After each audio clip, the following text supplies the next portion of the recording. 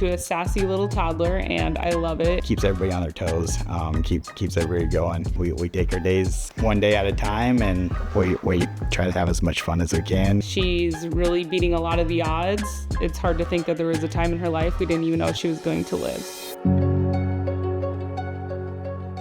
We are from St. Libory, Nebraska. St. Libory is about 10 minutes north of Grand Island in central Nebraska. Fallon is our third child. We have two other boys, Declan and Channing. So when I was pregnant with Fallon, I always felt like something wasn't right. I had two healthy boys before her, and with her, I just felt like something was off, something was different, but I just figured it's my third pregnancy, and maybe I'm just, it just feels different. Maybe there's something up, but we're told everything's kosher and we're gonna keep moving along. But then as we got into more appointments and ultrasounds, talk about seeing specialists before the baby comes. Fallon was born at 34 weeks. That was very unexpected. And then the nurse and doctors were saying that she was having a hard time keeping her oxygen up. They sent x-rays of her heart over to children, and children said that she needed to get there immediately. So I think that's really when it hit that something was really wrong with my baby.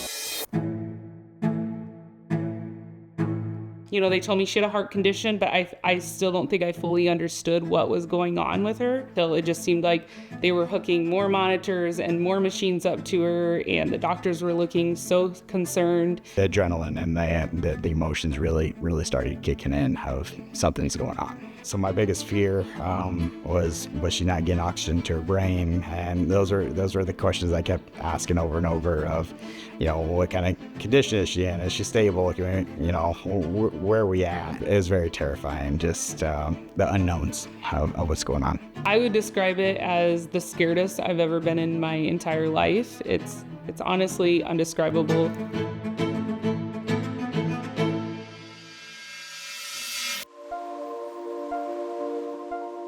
When we found out that Fallon had DiGeorge Syndrome, for sure, it was very scary. We just knew that this was something we'd have to be dealing with the rest of her life. She would have to cope with it the rest of her life. We went through a lot, it felt like, at that time. A lot of emotional roller coasters up and down. We're doing good. We don't know what's going on. There's still a lot of unknowns at that time, too. I think we always tried to look at the positive, and we always wanted the best outcome for her no matter what, and we wouldn't trade her for the world, so.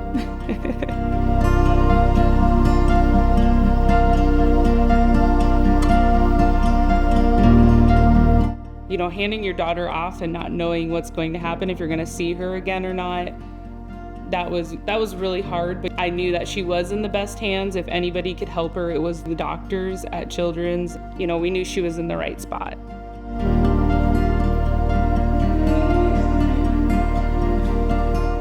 The Rainbow House has played a huge role in making our stay at Children's a lot easier.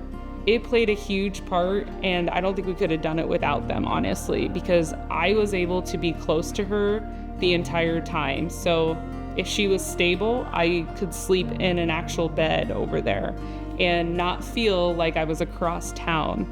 It's pretty easy when you have a kid in the hospital to not want to leave their side and want to be there for everything 24 hours a day. But if you're not able to take care of yourself and not able to, get the rest and, just take a hot shower or clear your mind, you're not supporting your child the best that you can. So in March of 2024, she had her big heart surgery where they repaired her interruptic aortic arch and her VSD. And the next day, she was placed on ECMO.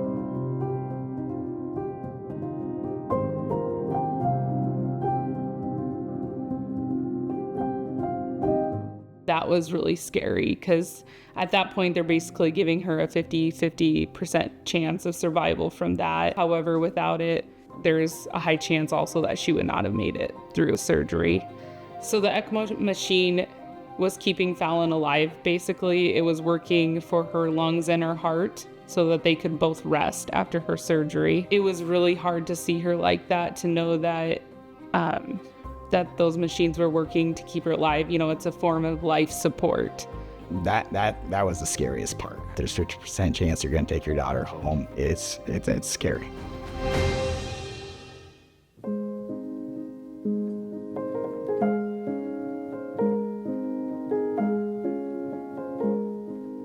I think that Fallon is Fallon for a reason, and she is who she is because she has to be, and God made her exactly who she was supposed to be, and she has changed all of our lives for the better. She shows us how to be strong. Nobody wants to go through such a terrifying thing, but I can say we've all came out as better people because of Fallon. I think that Nebraska is very lucky to have a place like Children's.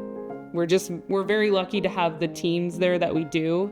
You have to open up and you have to accept help, and you have to let those who want to support you and love you while your family is going through something like this, you have to let them in. And we are so grateful for the support that we've received in our journey.